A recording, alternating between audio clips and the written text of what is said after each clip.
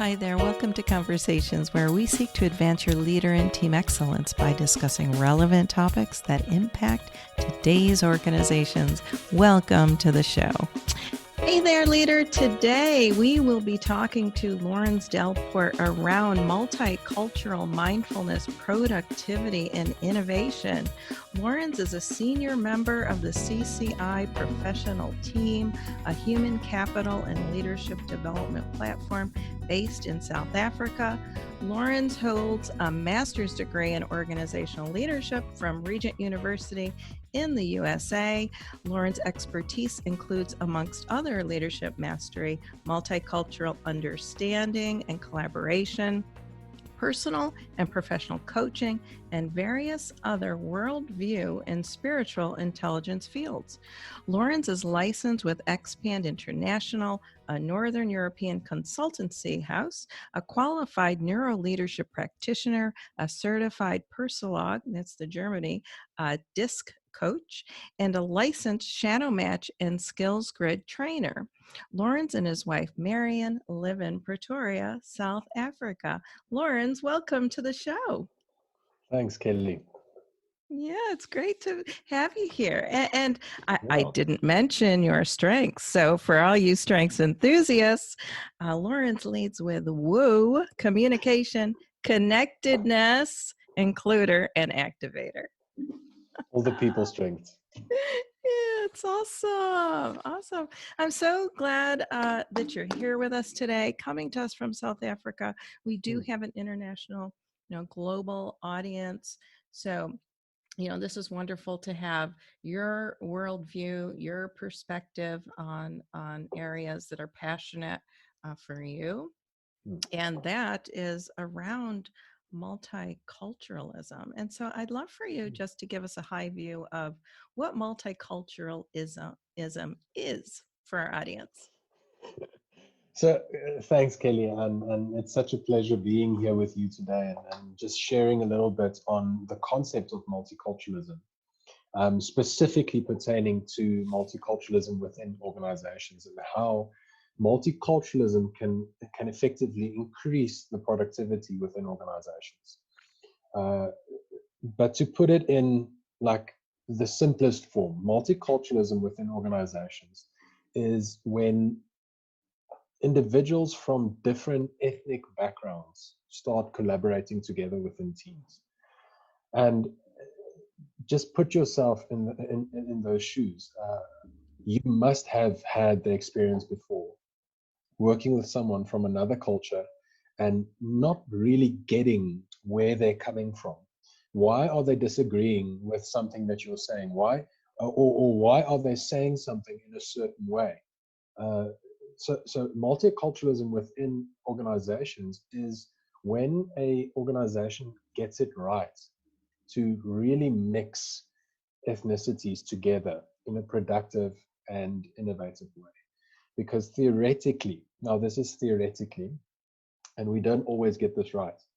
Theoretically, multicultural teams and diverse teams in general are more productive and innovative than homogenic teams should be because of all the different worldviews, perspectives, and ideas that come to the table from all these different backgrounds. So in a nutshell, multiculturalism is the mixing of ethnic and diverse backgrounds in a productive and innovative way. Yeah, that's awesome. That is awesome. In today's workforce, we are working, really 24/7. If you were to have a collaboration like that with different people from around the world.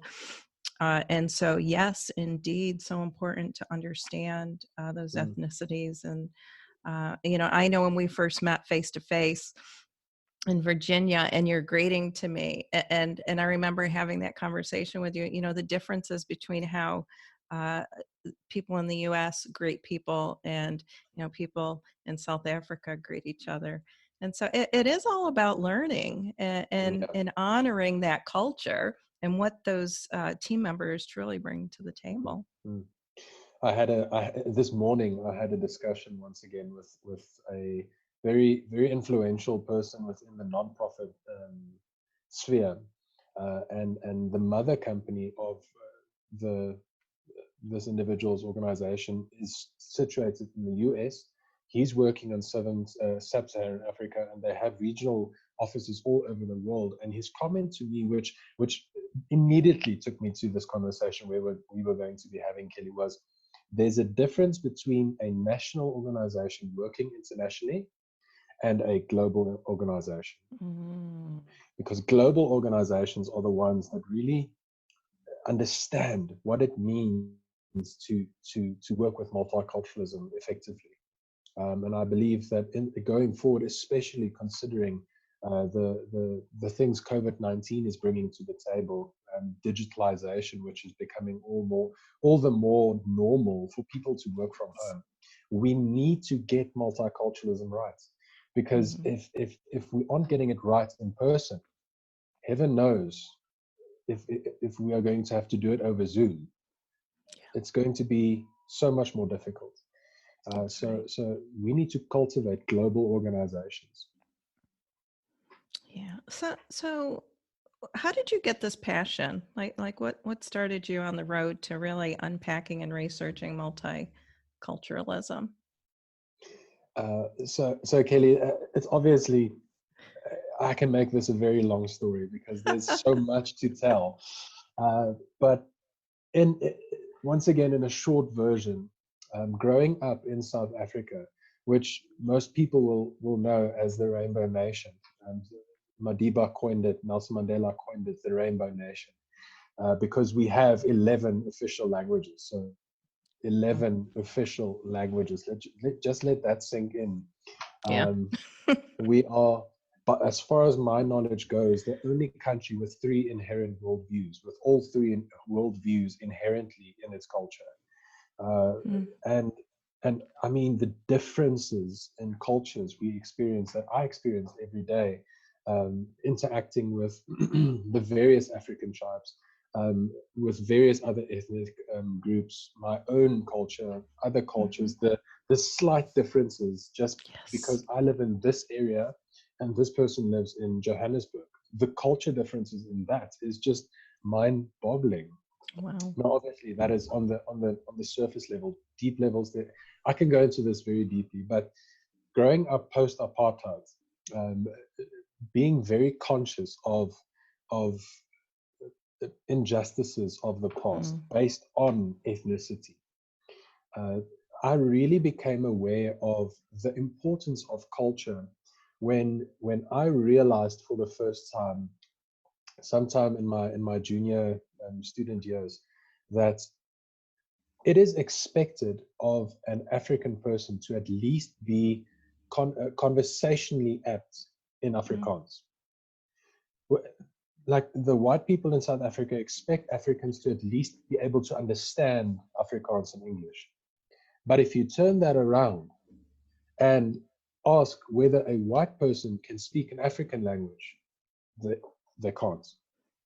And in that moment that I realized that I cannot speak an African language, but my expectation is that someone else must come into my culture and understand my culture without me going to theirs.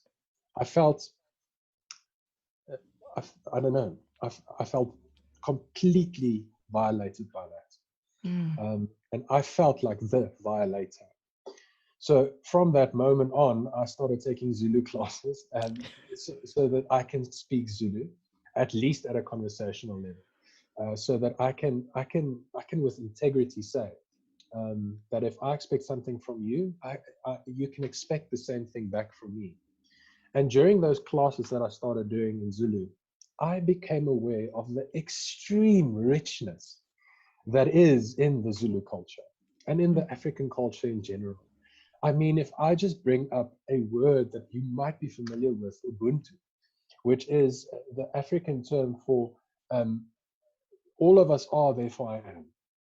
So it is an extreme community focus, and how they look after each other and how they look after each other's children, and how it's just so beautiful in community. And I believe that the Western world can learn so much from them. So in that moment and in the exploring and discovering of different cultures, I just fell in love with the fact that you are different than I am. And that's amazing. You bring a Yes. different part of experience of this world to the table that I haven't experienced yet. And you can help me experience that. Yeah. That Are we going to reminds disagree? me. Yeah, that's fantastic. And, I love that, you wrote this, that you are amazed at the diversity God has built into his creation, and that you Mm, believe that we must learn from one another. Everyone brings a piece of God to the table. yeah, That's powerful. That when I yeah. read that, I'm like, wow. I mean, I talk a lot about, the talent table and whatnot, but this brings it totally to a different level of, when we're talking about multiculturalism, on the global front, and then, how can we, do that wherever we call home. Mm. And so why would understanding multiculturalism, why would that be important for leaders and organizations to get it right? So as I mentioned, Kelly, just on the completely personal side, because honestly, you're missing out Mm, if you are not diving into other people's cultures yeah. and experiencing the richness that they have to bring. And as I said, the peace of God that they bring to the table, Mhm. you are missing out on a piece of revelation that God wants to give you by not interacting with other cultures, honestly.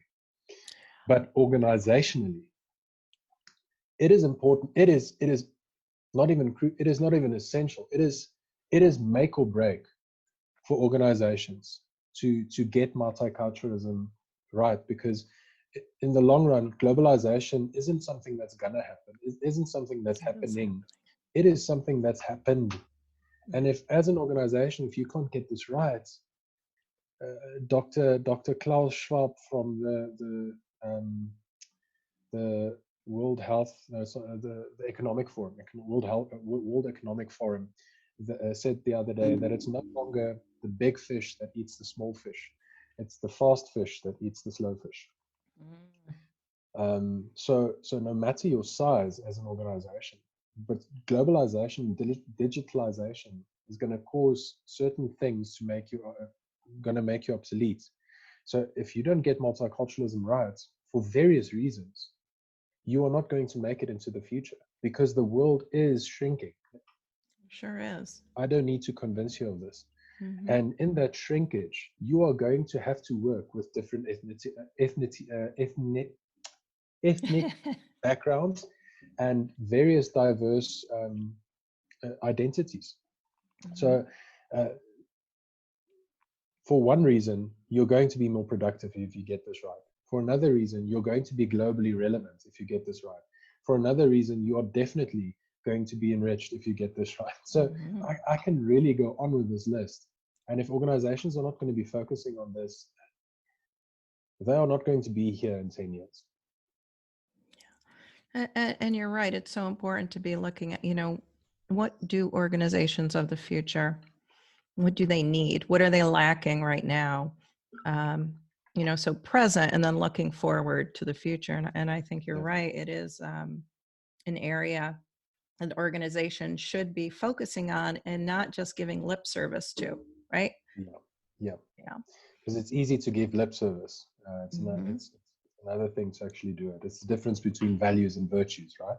Mm-hmm. We say we value diversity, we value culture and ethnic backgrounds in the company, but if we aren't doing it, it's like, where's the virtue? Yeah. Yeah. And so how would organizations, what are like some practical applications or tips for organizations around multiculturalism to really position them well? So Kelly, if you would allow me to share my screen with you, Yes, I would I love think that. that would, if you could enable the screen sharing for me, I think Thing. that would definitely be the I, easiest if I can show you the model that I developed regarding this. yeah, let's see. You should see it There we down go. there at the Yep, bottom. Hmm. I've got it. There we go. Can you see it? Yes. Yes, sir. Brilliant. So just once again, it's multicultural mindfulness. Mm-hmm. Um, coaching within organizations as a vehicle for improved productivity. And I specifically put the word mindfulness there because I built my research on the back of Thomas 2007, who developed a model on cultural intelligence. So you're welcome to go read up on that, where he said that 3 things make up cultural intelligence: the knowledge of the other culture, the behavior of the other culture, and mindfulness of the other culture. Now, behavior and knowledge, I can go read in any book. It's the mindfulness that is the art. That is really the difficult thing to cultivate within an individual, because I do catch myself from time to time walking in the supermarket, seeing a person from another culture picking something up that I would never buy. I mean, I would not put my lips on that. And I would catch myself thinking that. And I would stop myself in that moment and say, listen. Why are you judging that culture? That's right. What are you doing? So there are quite a few techniques you can apply there. I'll get to that in a moment, but let me quickly just dive into this. This is the model that I developed from my research at Regent University when I did my master's degree in organizational leadership, with a focus on multicultural mindfulness within organizations. And in the company that I did my research at, which was an absolutely terrifying experience, to put it very lightly, the amount of cultural animosity that I experienced in that organization scared me.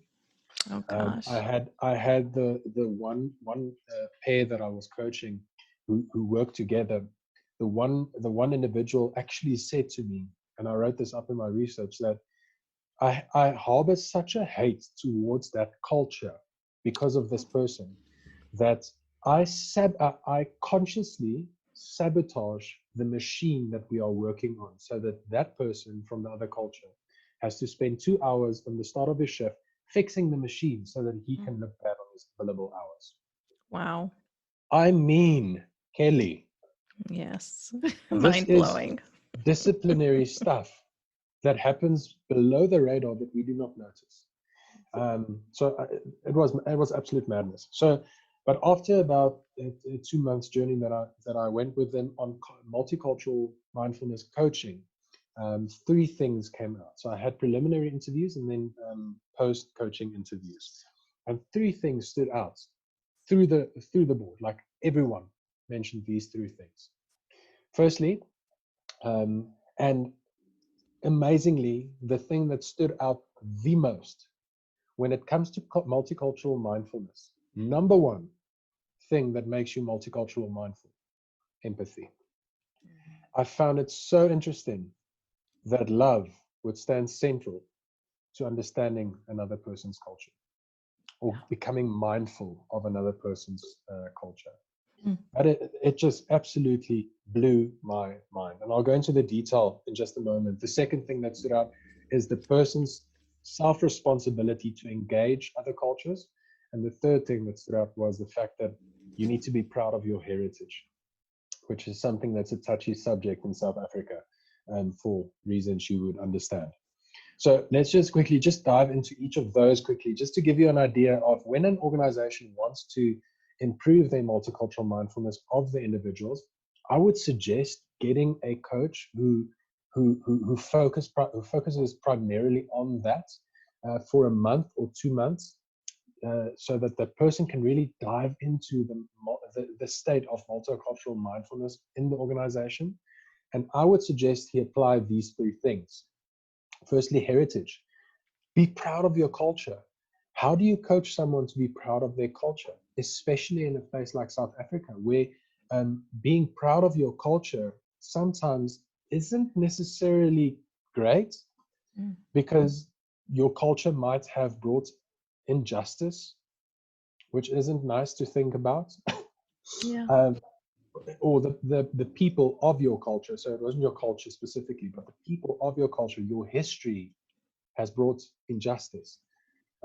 So be proud of your culture. What are you proud about? What makes you excited to be a Xhosa man in this culture? Secondly, educate other people about your culture. Don't make it a That's taboo right. subject. Um, Many times people are so scared to talk about their culture because it is either seen as a minority culture, so you don't speak about it, or it is seen as taboo because you were part of that group of people. So how dare you talk about your culture? So in general, I'm just saying, guys, we need to be less sensitive about learning about other people's cultures, because if Kelly, if you do not educate me about your culture as an American, how am I supposed to know how to act around you? That's true. Um, like this is basic stuff. Secondly, engagement. The individual needs to take the responsibility. First and foremost, can you change my view on culture? No, you can't. Can you change your own view on culture? Yes, you can. So it starts with the individual. And the individual needs to offer trust. Mm. The individual needs to come to a place where they say, I trust you. And then thirdly, the individual needs to monitor productivity based on what they do. So it speaks to self-awareness, becoming more self-aware of, I did this, this was the result, and this is how it impacted my productivity. And then lastly, and my absolute favorite part of this whole study, empathy. Put yourself in the other's shoes. This is so beautiful. I mean, love thy neighbor. Go figure. It blew my mind that Mm. out of all the respondents, it was 78 or 80% of them that said, I learned to put myself in the other person's shoes. Yeah. And I understood why he did what he did. Mm-hmm. And I was willing to learn, and I communicated mindfully. And mindful communication is a skill on its own. It's a study of its own. But to communicate mindfully and not ignorantly, not pridefully, but in a way that honors the other person. Yes. Yes. So these are the three things that make up the multicultural mindfulness model that I suggested in my studies. Mm-hmm. And if all three of these aspects are coached with the person and they become more mindful of these three aspects, productivity will go up. And the company Yes. that I did my research with, I'm just going to stop my screen share again. Mm-hmm. The company that I did my research with, because it was a qualitative study, I didn't add this into the findings, but one of the managers mentioned to me that in one line that I was doing the multicultural mindfulness coaching, productivity was increased by around 14%, 1/4, That's really good. 14% in a That's month, high. Kelly, Wow. in a month. It's imagine So 14%. That's yeah. we need to start realizing this isn't Mm-hmm. something that's going to go away. It isn't. It goes back to, leaders have to get out of strictly hard skills Mm, and step into these soft skills, right? In mm, order mm, to, mm, really honor people in the mm. workplace. You honor yourself, like you said. Don't be afraid to, talk about your heritage. Where you came from, why you love it. Why you love yourself, and we should be loving who we are, where we came from, but then again, understanding other cultures to help us along. And learning from them. I think there's Yes. so much that other cultures can teach me that I might be lacking. Mm-hmm. Just case in point, the extreme collectivism focus within in African cultures. I Mm-hmm. mean, I can learn from that. How many of your neighbors do you know by name? I know. In the African cultures, they know everyone. Yeah. And I think There's a there's difference so there. much richness in that. How much richness is in the fact that I can walk a mile or a kilometer in South Africa um, and know someone by name. I can't do that. I would love Mm-hmm. to be able to do that. Yeah. Yeah, and in in the United States, we are of that individualism, mindset, and I would love to see us moving more towards a collectivism Mm, approach, and I think that that can happen. I think that we are responsible for however we show up and the community that we have around us, mm, and mm. so I think really, offering a way forward by everything that you talked about is fantastic. Yeah, and I mean that's one example, Kelly. We can Yeah. we can go on. And is individualism wrong? Not at all. There's a lot of positive things in that. So how Hmm. do we find something that kind of comes together? That's Um, right. an individualism. There you go. Lourens has come up with something new. Let's And I make a study believe on that that. I think we could. I'm going to call Dr. Wyatt so she can share that with us. There you go. Uh, oh, well, this has just been eye-opening, and I'm sure that the audience can appreciate, your research and Yeah. understanding about heritage and engagement and empathy, because we know, when leaders do lead with empathy, Mm. then you get the engagement, right? Then you're building trust, you're building all those wonderful things, and so thank you so much for unpacking this today. Thanks, Kelly. And I want to invite the audience to please go and connect with me on LinkedIn. That'd be great. Yes, yes. Lourens Delport. You should see me there. It's a black and white photo. I am releasing publications on organizational health, specifically within COVID-19, um, and also multiculturalism. So there's some things to Yes. read there as well. And do you have a website as well, Lourens? So the For your website is www.cci.ac.za. That is the consulting house that I consult with. very good.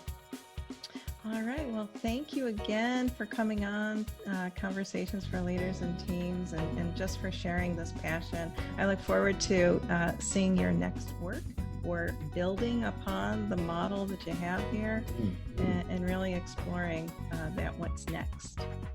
Definitely. Thank you, Kelly, for having me. You I are hope welcome. that we can have one of these discussions again in the future. Absolutely. Absolutely. We'll definitely have you on again, Lourens. All Awesome. right. Well, you stay safe and be well. And stay healthy. Family. Okay. Take care. Until next time, this is Dr. Kelly Whalen. Keep doing great things, because our world needs leaders like you.